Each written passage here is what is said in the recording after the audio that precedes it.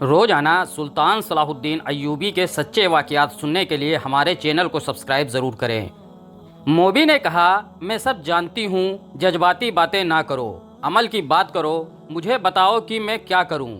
Reuben کے اعصاب پر اپنا فرض اور شکست کا احساس اس حد تک غالب تھا کہ اسے یہ بھی احساس نہیں تھا کہ موبی جیسی دلکش لڑکی، جسے ایک ایک نقص اور جسم کے انگ انگ میں شراب کا طلسم بھرا ہوا تھا، اس کے سینے سے لگی ہوئی ہے، اور اس کے ریشم جیسے ملائم اور لمبے بال اس کے آدھے چہرے کو ڈھانپے ہوئے ہیں۔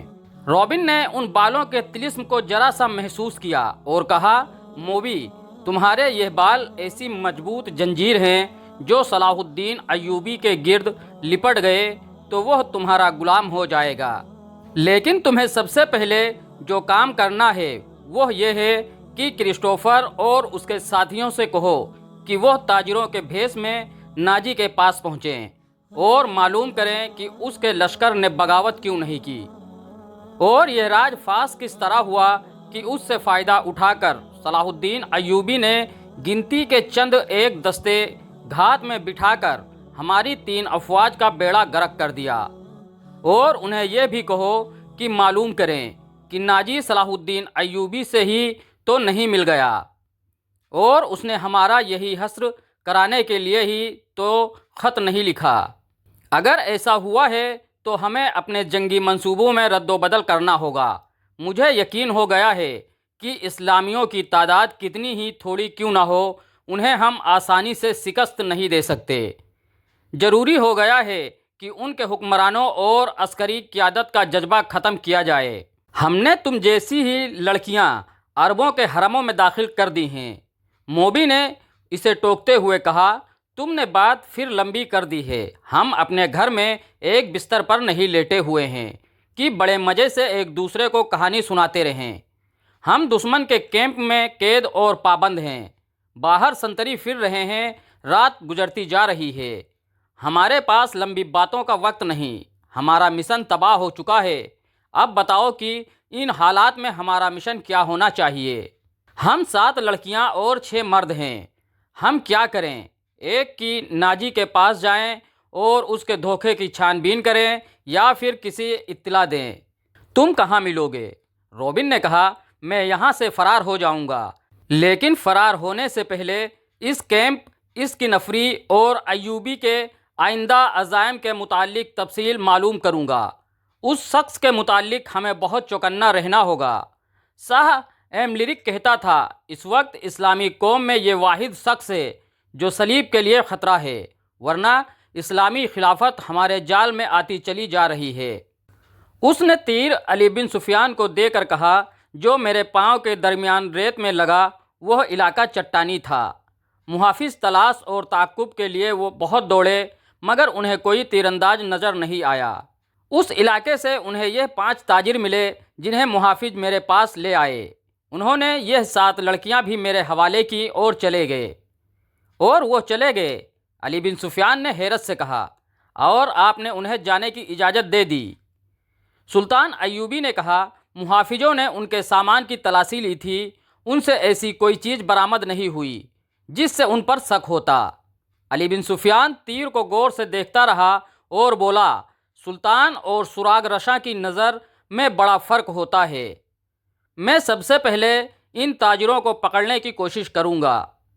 علی بن سفیان صلاح الدین ایوبی کے خیمے سے باہر نکلے تو دربار نے اس سے کہا، یہ کمانڈر اطلاع لایا ہے کہ کل جو 7 عیسائی لڑکیاں قید میں آئی تھیں ان میں سے ایک لاپتہ ہے۔ کیا سلطان کو یہ اطلاع دینا ضروری ہے؟ یہ کوئی اہم واقعہ تو نہیں کہ سلطان کو پریشان کیا جائے؟ علی بن سفیان گہری سوچ میں پڑ گیا۔ کماندار جو اطلاع دینے آیا تھا، اس نے علی بن سفیان کے قریب آ کر آہستہ سے کہا، ایک عیسائی لڑکی کا لاپتہ ہو جانا تو اتنا اہم واقعہ نہیں، مگر اہم یہ ہے کہ فخر المصری نام کا کمانڈر بھی رات سے لاپتہ ہے۔ رات کے سنتریوں نے بتایا ہے کہ وہ لڑکیوں کے خیمے تک گیا تھا، وہاں سے زخمیوں کے خیمے کی طرف گیا اور پھر کہیں نظر نہیں آیا۔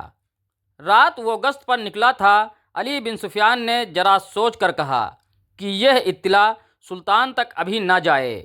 رات کے اس وقت کے تمام سنتریوں کو اکٹھا کرو جب فخر گشت پر نکلا تھا۔ اس نے سلطان ایوبی کے محافظ دستے کے کمانڈر سے کہا کہ کل سلطان کے ساتھ جو محافظ ساحل تک گئے تھے انہیں لاؤ۔ وہ وہیں تھے، چاروں سامنے آ گئے۔ تو علی بن سفیان نے انہیں کہا کہ کل جہاں تم نے تاجروں کو اور لڑکیوں کو دیکھا تھا وہاں فوراً پہنچو۔ اگر وہ تاجر ابھی تک وہیں ہیں تو انہیں حراست میں لے لو اور وہاں میرا انتظار کرو، اور اگر جا چکے ہوں تو فوراً واپس آؤ۔ محافظ روانہ ہو گئے تو علی بن سفیان لڑکیوں کے خیمے تک گیا۔ 6 لڑکیاں باہر بیٹھی تھیں اور سنتری کھڑا تھا۔ علی نے لڑکیوں کو اپنے سامنے کھڑا کر کے عربی زبان میں پوچھا، 7ویں لڑکی کہاں ہے؟ لڑکیوں نے ایک دوسرے کی منہ کی طرف دیکھا اور سر ہلا دیا۔ علی بن سفیان نے کہا، تم سب ہماری زبان سمجھتی ہو؟ لڑکیاں اسے حیران سا ہو کر دیکھتی رہیں۔ علی ان کے چہروں اور ڈیل ڈول سے سوچ میں پڑ گیا تھا۔ وہ لڑکیوں کے پیچھے جا کھڑا ہوا اور عربی زبان میں کہا، ان لڑکیوں کے کپڑے اتار کر ننگا کر دو اور 12 وحشی سپاہی بلا لو۔ تمام لڑکیاں گھبرا کر پیچھے کو مڑیں تو 3 لڑکیوں نے بولنا شروع کر دیا۔ وہ عربی زبان بول رہی تھیں اور کہا، ہم لڑکیوں کے ساتھ تم ایسا سلوک نہیں کر سکتے۔ ایک نے کہا، ہم تمہارے خلاف نہیں لڑیں گے۔ علی بن سفیان کی ہنسی نکل گئی۔ اس نے کہا، میں تمہارے ساتھ بہت اچھا سلوک کروں گا۔ تم نے جس طرح ایک ہی دھمکی سے عربی بولنی شروع کر دی ہے، اب بغیر کسی دھمکی کے یہ بتا دو کہ 7ویں لڑکی کہاں ہے۔ سب نے لا علمی کا اظہار کیا۔ علی نے کہا، میں سوال کا جواب لے کر رہوں گا۔ تم نے سلطان پر ظاہر کیا ہے کہ تم ہماری زبان نہیں جانتی۔ اب تم ہماری زبان ہماری طرح بول رہی ہو، کیا میں تمہیں چھوڑ دوں گا؟ اس نے سنتری سے کہا، انہیں خیمے کے اندر بٹھا دو۔ رات کے سنتری آ گئے تھے۔ فخر المصری کی گشت کے وقت کے سنتریوں سے علی بن سفیان نے پوچھ گچھ کی۔ آخر لڑکیوں کے خیمے والے سنتری نے بتایا کہ فخر رات میں اس کو یہاں کھڑا کر کے زخمیوں کے خیمے کی طرف گیا تھا۔ تھوڑی دیر بعد اس کی آواز سنائی دی۔ سنتری نے ادھر دیکھا اور کہا، کون ہے؟ نیچے آؤ۔ تو اندھیرے میں اسے کچھ بھی نظر نہ آیا۔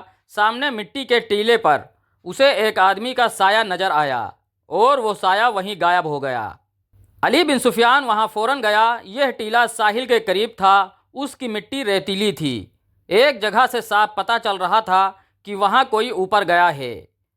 وہاں زمین پر 2 قسم کے پاؤں کے نشان تھے۔